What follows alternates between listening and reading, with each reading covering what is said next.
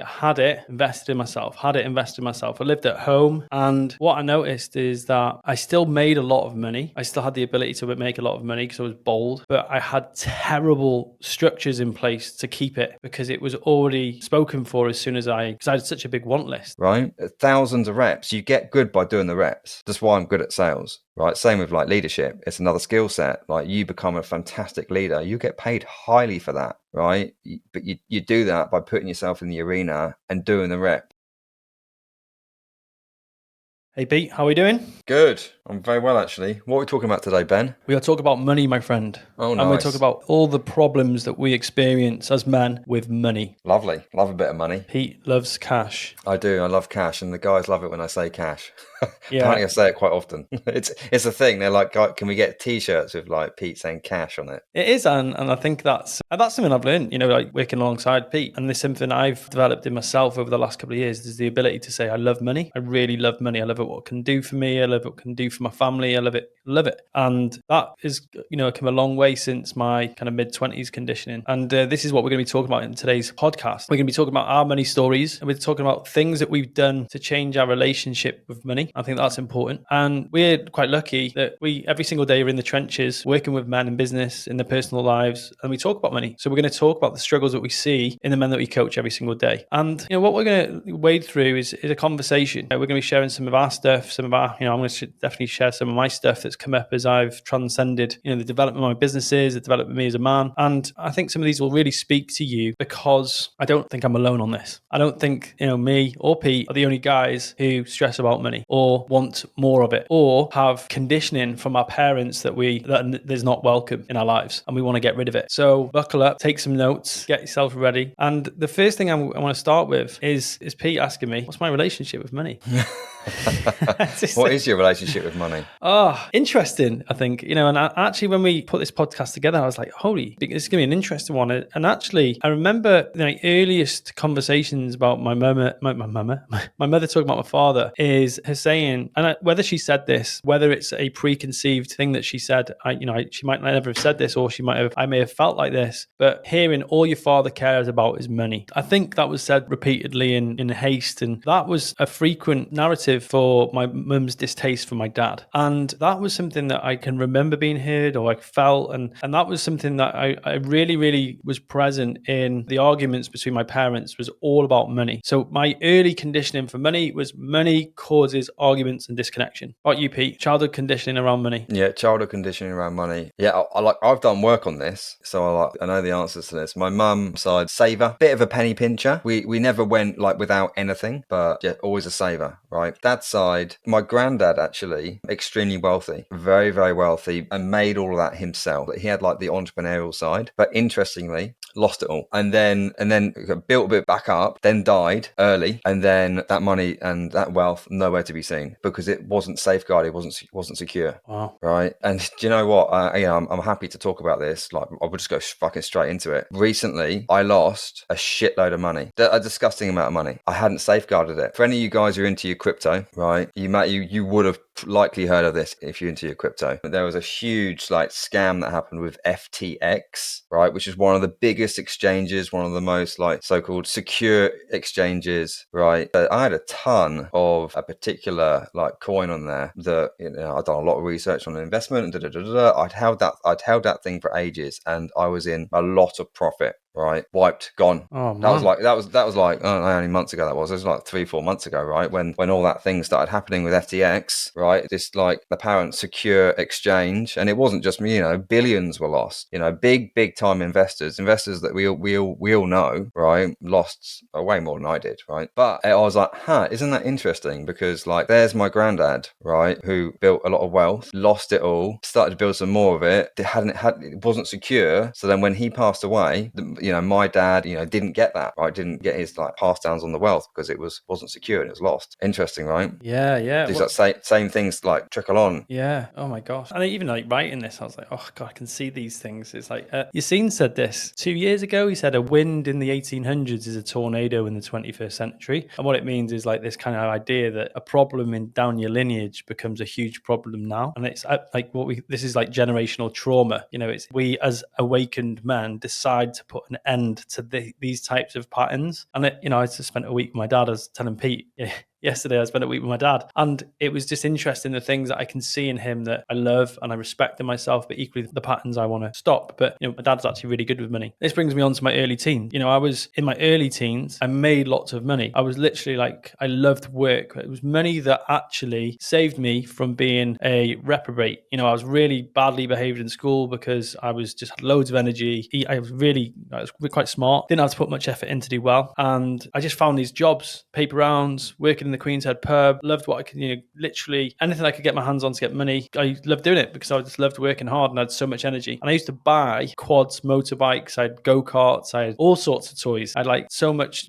fun with money in my early teens. So I became very good at making it, but then equally very good, talented even at spending it.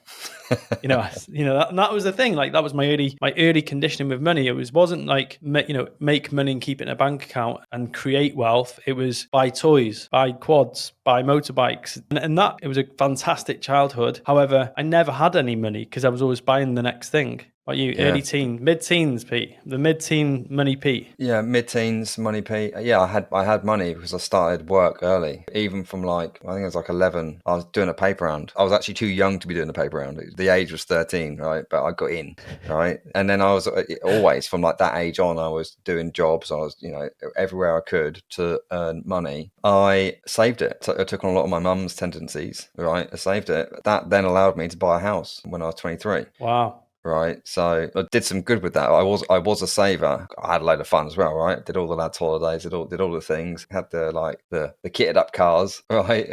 Spent all my money on cars, and then the house. Yeah. Did you have a Nova? You didn't have a Nova, did you? I didn't have a Nova. No, I had a little Fiesta. It wasn't unfortunately, it wasn't like an XR2, right? A little Fiesta, which I then wrote off, and then the insurance paid out more than what we paid for it, right? And then I bought a Polo, 1.4 Polo, right? Yeah. But it was the bollocks. Like, I had, out of all my mates, I had the car. It was like the newest car out of all my guys. And then I, lowered it. Yeah. Blacked out the windows. Do you know what we're going to do, actually, Pete? What we'll do in the Awaken Man Project group on Facebook, we're going to actually ask the question today: what car did you drive when you were 17? And if you want to be part of that discussion, just head on over to menspod.com and you can join the group. And I'd be interested, if you're listening to this, what mod car did you drive when you were 17? I actually remember, do you know what? Thinking about it now, I took a loan out. I took like, I think it was about a £2,000 loan, and I must have been 18, 19 to kit out my car. A worthy loan, right? And I think that's like, yeah. I know. Heading on into mid-20s, Pete's got his first loan, he's got his house. I've been for university and spent all my money on holidays and going out as well as training. And I started then to become a bit of an addict to personal development. That's where it started. So all the money I would get, I would put on personal development. It was literally like, that was an addiction for me. It was courses, I did my PGCE, postgrad degrees, it was all that sort of stuff. It was all these different certifications for my S&C. And so again, it was like, I had it, invested in myself. I lived at home. And what I noticed is that I still made a lot of money. I still had the ability to make a lot of money because I was bold, but I had terrible structures in place to keep it because it was already spoken for as soon as because I had such a big want list. And at the time I'd never really sat down, and it's my dad that's the saver. My mum's she literally lives month to month. My dad's the saver. And because I hadn't been exposed to my dad, I'm not blaming my dad. I could have taken full responsibility even at 21 or 23, but I just didn't have the structures in place. I was never saving it. I didn't sort of look at how much I was getting that month and apportion any to the side. It was literally what comes in, what goes out. And so that's what then led to problems in my business as well. So I started my first business is probably about 22, and my own personal habits in my personal spending existed in my business. The best thing I ever did, though, and this was the piece of advice I got, I opened a business account, and it was like anything to do with business on the red card, anything to do with personal on the blue card. So I did manage to keep my business and personal spending very separate from the start. So I did manage to grow the business and have money in the business, which is great, but still the business would pay for my personal development. So that's like, I think it was Michael Gerber from the E-Myth that said a business is a reflection of its owner. And Fast was a reflection of me, especially as a young man anyway. And my personal problems, like my personal money, did actually start to become a problem with the business because I would spend so much going out on the weekend, having fun, going on courses. I would borrow from the business. And so when I got a tax bill, the only way I would be able to pay it is to go and make more money. So it was like, oh, I'd have to stretch. And I've seen so many business owners like that. Every time a tax bill comes around, they have to go and stretch, make more sales. And until I read Profit First, which was probably like really late in my 20s, I didn't understand that was what was the issue. So that was me in my mid 20s. What about yourself? Yeah, I mean, mid 20s, I was working in corporate. I was doing all right. Yeah, I was saving. I bought a second house. Yeah, I was saving and then bought a house with it. I bought another one. But I also went out and did all the holidays. So what would happen frequently is that although I'd like there'd be a time I'd have a chunk of money, then I'd spend it. Right, so then the bank balance would go down to zero again. But something that, you know, you talk about like business there and how that's a reflection on your business. Something that if I was to think back at my business, and this is why it's really important that, like, in a relationship, you and your partner, like you and your missus or your partner, are aligned with like the way your spending habits are, right? And like in a business scenario, like my ex-business, right? I had a business partner with 50-50. His spending habits were very, very different to mine, right? Extremely different. And we never combat that. We never like sat down and had the conversations about, this is the way you do money, this is the way I do money, there's a conflict here, how can we get around that? Because it could really mess up like all your finances. Like you can do all the work in the world on your finances, but if your partner is not on the same page or is on a completely different page, like you're a saver, she's a spender, right? That is a juggling act, right? That definitely appeared in my previous business. Yeah, I think it appeared in my relationship. You know, I was like that. You know, that's something I've massively shifted over the last, say, 5 years at least. Yeah.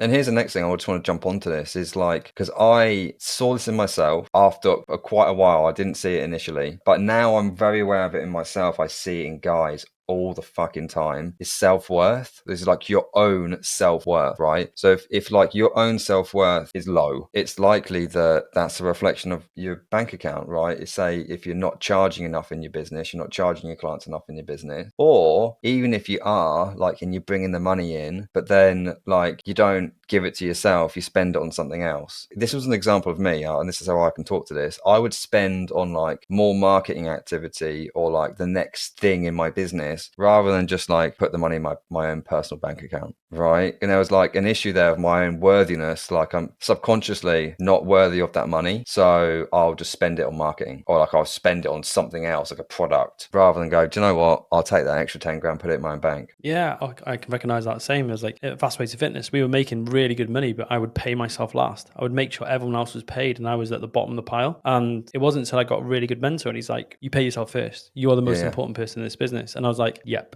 get that. Yeah.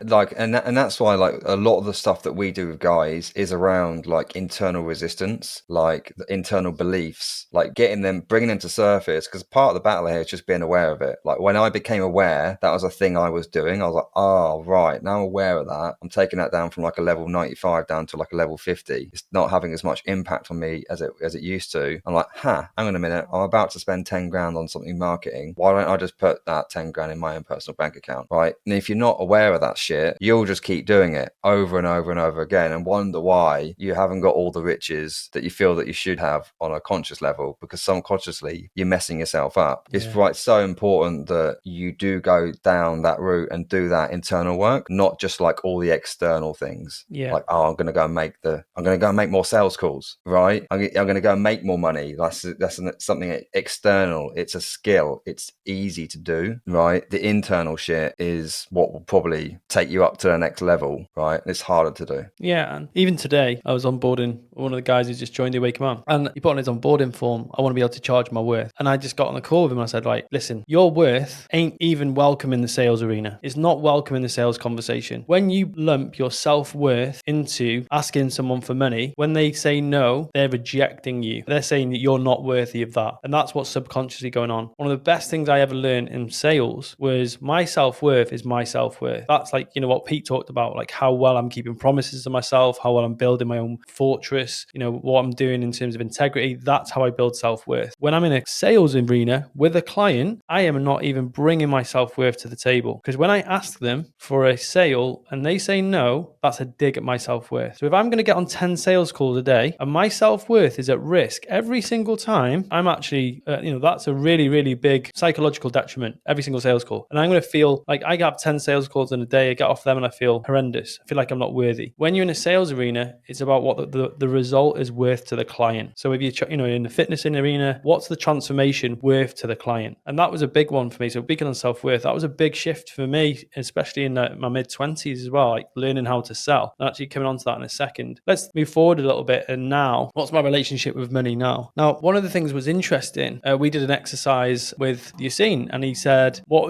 and ask your parents about their relationship with money. And there's some certain questions. It's like, did they make lots of it? What was their relationship with it? Did they lose it? Did they spend it? There's a couple of questions that we asked. And I went and sat with my mum and I said to her, like, what's your relationship with money? And it was really, like, I loved having that conversation. It was really interesting. She said, it's very uncouth to speak about money. You shouldn't talk about money. It's rude to speak about money. She was taught that by her dad, her father. So early parts of my business career, I didn't want to talk about money. I didn't want to tell people what was in my bank account. I didn't want to tell people how much money I was making. I didn't want to talk about the problems with money I was having. I wouldn't talk openly about that. And that really caused me problems. And I remember overcoming this when I realized it was like, when we actually went to a mastermind and we had to take our P&L, we had to print out all our bank statements, we had to print out forecast, all sorts of stuff. And everyone got to view all the numbers in my business. And then it was so powerful because everyone could see my stuff and they had the data in front of them. And the help I got in my business because of that was so, so powerful. And so that was a big, big thing for me, is that there's no shame around money, because like so many men have so much shame around money. They don't like people knowing what they earn. They don't like knowing people what they spend. Shame loves secrecy then as well. Like if you learn about shame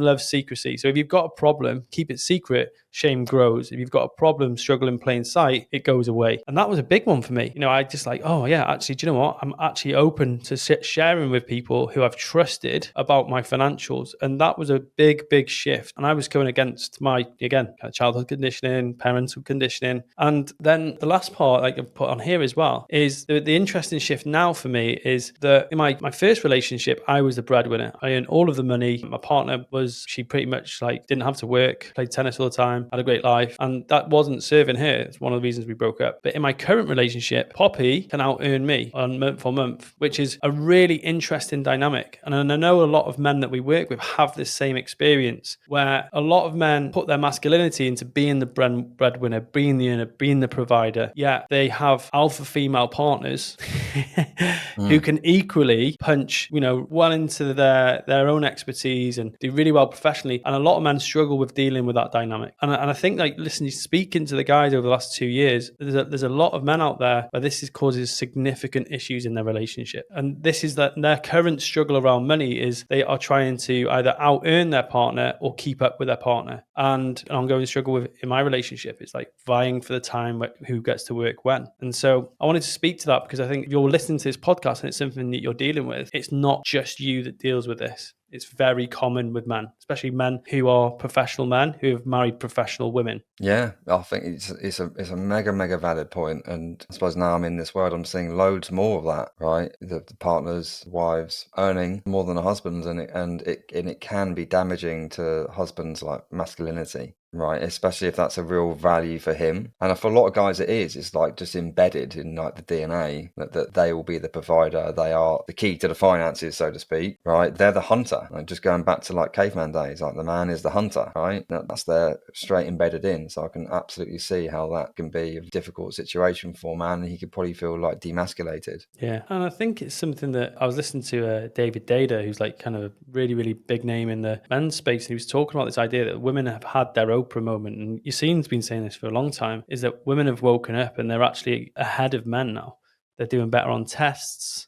Like the average scores in maths in the US, and he was talking about the statistics for how many women are passing maths, what they call qualifications at young age. Women increasing and men are decreasing. So actually women are on the way up. Like this kind of, as men, we do really need to like step it up. And so this is what we wanted to share in the second part of this podcast today, is things that we've done to change our relationship with money. So I'll go first, and then Pete, you can share. It's like the thing that I've done to really change my relationship with money, it actually started when I did the DeMartini values determination process. I actually really went a mile deep into that. And I saw that how poor financial management was actually having a big effect on my highest values, which were like, leadership, learning, growing. And if I didn't have the money I wanted to, I couldn't do the things that I love the most: health, fitness, family. And I had to write a document of like 150 lines of how poor financial management is affecting these things. And I was like, oh, right, okay, this is where I'm starting to begin sorting out my structures. That was the first thing that really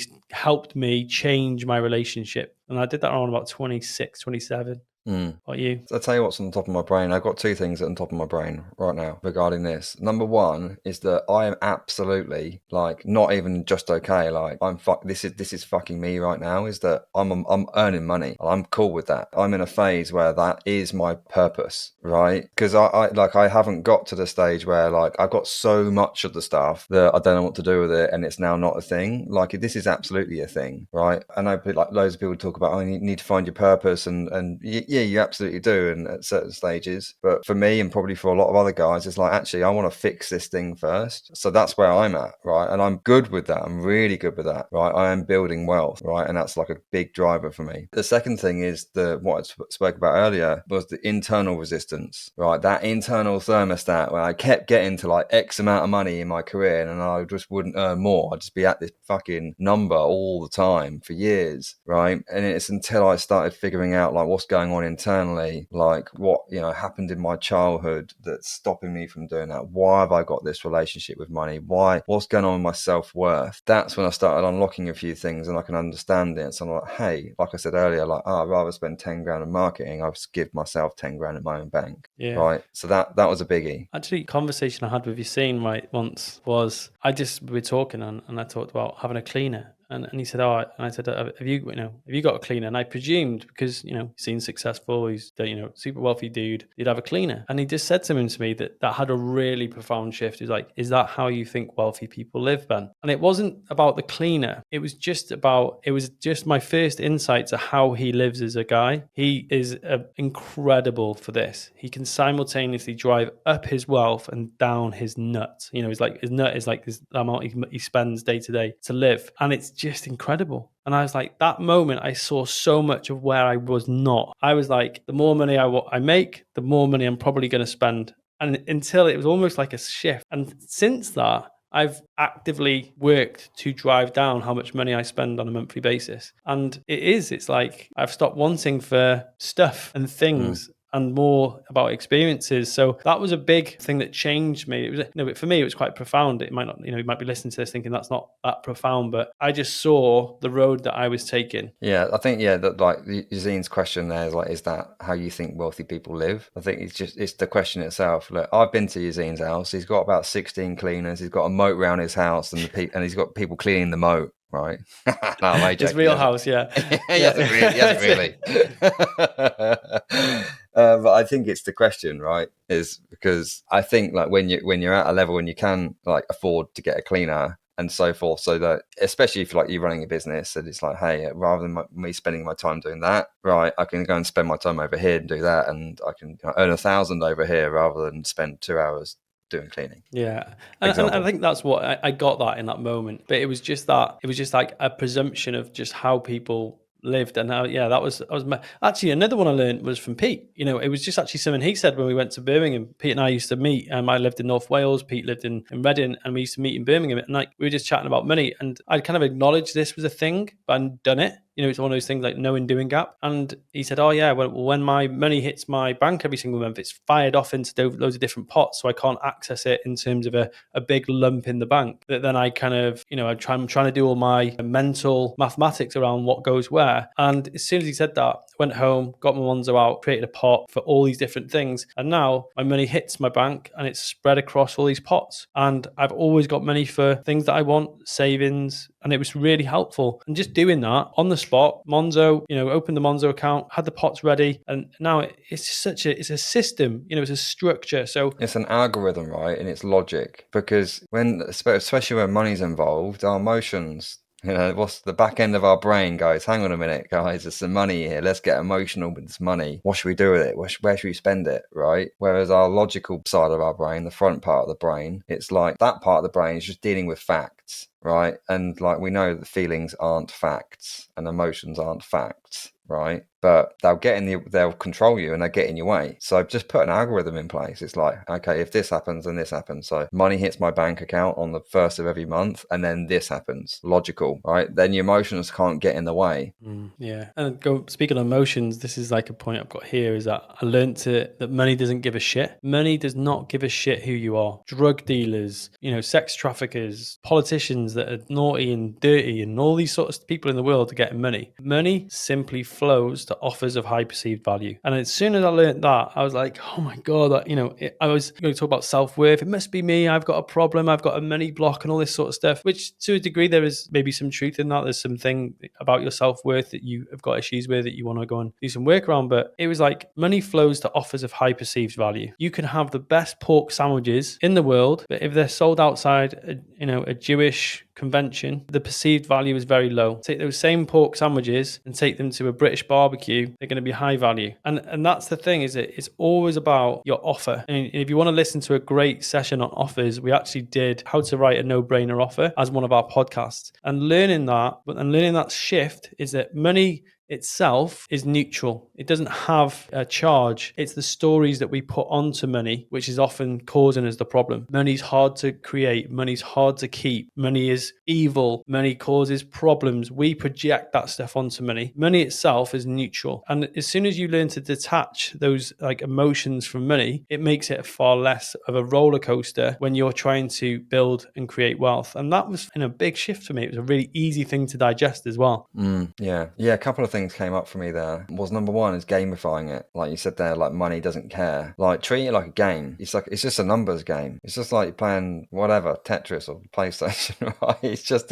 So if you can just keep increasing the number, just seeing it as a game and not like being emotionally attached to that number, you're just trying to increase the number, right? Then it just gets fun. It's like, hey, this week I'm going to increase my number by 10 or 20 or 30. I'm just going to increase the number, right? And it's the same with like you running a business and you've got a sales team where you're doing sales. It's like, hey, I'm just going to increase the number of people I talk to, right? Going to increase the number of people I make offers to, increase the number that I actually offer, like the value of the offer, like the pound, just increase that, right? Just gamify it, right? Because it's fun. And it just like, again, takes emotion out of it. Massive shifts. And these are like the things that we've both done to change our relationship with money. And what we want to finish on is struggles that we commonly see in the men that we coach. And this might really speak to you. And because this is something that we help guys do on a daily basis. And the first thing is being honest and open about money, is that there's so many men that carry so much secrecy around their money because they have behaviors, habits, and wounds about how they've treated money. They've either made money and lost it. Like if you know my story, I talk openly about how I made lots and lots of money. I lost a lot of that money. And the early part of my men's work journey was like really just like, what's going on in me to make this happen? And it was largely about the warrior in me, the structure part.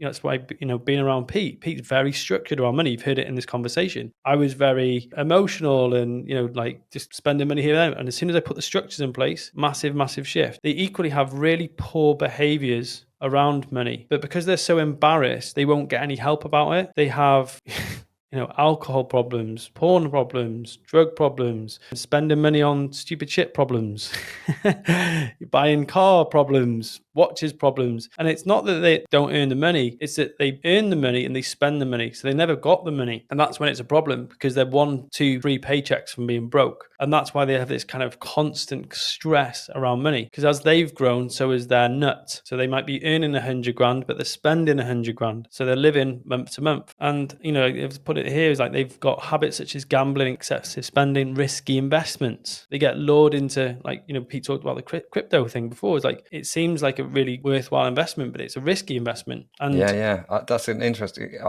was actually talking to my buddy and my fitness coach this morning about crypto, because he's like, "Oh, Pete, did you see Bitcoin's gone up to 22 and last week it was down at 16. He goes, I was going to buy it, right? But he's like, he said, initially I've just like said that I'd just put like X amount of like like a percentage into like like 10% of like my worth into that, right? He said, but I could have very easily just like ramped that up to like 60-70%, like bought like 3 or 4 Bitcoins, right, then sold them at the high. But I'm like, dude, I speak to loads of guys who've done exactly the same thing, and it's just so fucking risky. It's just gambling. It's like, there's a quick fix here, there's an easy way, I'm just going to go down that route. It's just a fucking gamble. It's like me with what happened with FTX. Fortunately, the money that I'd put in wasn't like a large part of my worth. Like I'd put in, but like it was structured for me. However, that grew fucking quick, right? And I got greedy there, right? Because I thought, I'm just going to leave that there, and I'm going to, see that materialize and get bigger and bigger and bigger, right? The clever thing would have been to withdraw some of that and take the risk out, right? You learn. Yeah, and that's like, a lot of guys' relationship with risk, like we can talk about, we could do a whole podcast on that. The second thing I've looked at, in terms of, we probably got a few as well, is that they want the outcome of having money, but they don't either do or track the process. And actually, Pete wrote a post on Facebook, a really pertinent one actually, about, you can speak to this in a second, is like they want the abs or the heavy bench, or they want the expensive car and the expensive house, but they don't track the processes in their business. And that was something you wrote about yesterday, was it? About guys not just keeping a basic spreadsheet of people they talk to. And do you want to share on that? I write some profound stuff. Follow me, Pete Taylor. It's just simple though, right? But it's just a little bit, it's just boring. It's like, it's not the next like marketing fad, or the next like, hey, put 10K into Facebook ads and it'll solve all your problems. It's just some of the boring stuff, like literally tracking your numbers and tracking the people you talk to, because I do that and it will probably solve a lot of your problems, but it's boring and it's basic, okay, and it's not the quick fix. But I was thinking about this the other day actually, like, and I think we'll probably come on to this, but another thing here is just like, if you want to earn more money, just get the skill sets to be able to earn more money. Like, for example, sales is a freaking fantastic skill set. Like, if you're a business owner and you don't know sales, you need to learn how to know no sales here, right? But the next thing is, if you're not a business owner and you want to earn more money, go and learn sales and then go and sell for someone, because that people are always looking for great salespeople, and that's a skill that you can learn, right? And you learn that via courses and programs and so forth, but also by doing the reps, right? I've now done thousands of sales calls and sales presentations. I was thinking about this the other day. I was thinking, there was a time where I was doing like 15 a week. Hang on a minute, 15 a week times 52 weeks of the year. That's fucking a lot of sales calls, right? Thousands of reps. You get good by doing the reps. That's why I'm good at sales, right? Same with like leadership. It's another skill set. Like, you become a fantastic leader, you get paid highly for that, right?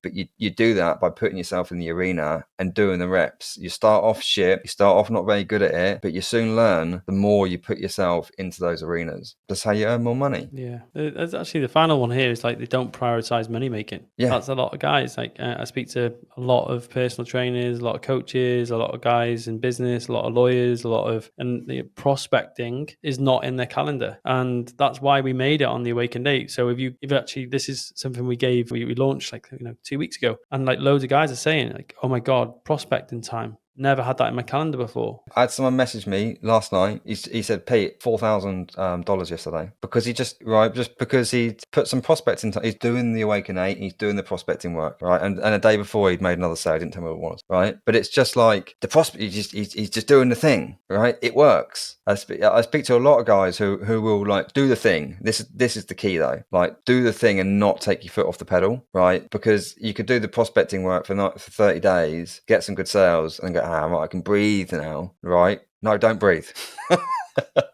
Keep freaking going. Don't stop, right? Because it'll mess you up 30 days later or 60 days later, when the sales aren't coming in or the money isn't coming in, because you stopped doing the thing that was working initially. Honestly, we created the Awaken 8 specifically for what Pete was talking about. We've challenged guys to do a free challenge with us, start on day 1, and there's 8 weeks where you're in a container, you're in a group, you're in a team of men. Every single day, you're just reporting 8 habits. One of them is prospecting daily, and guys are making more money, and it's free. It's not, we're not even charging for this. It should be worth that, it's worth a good chunk of money of what we've given out.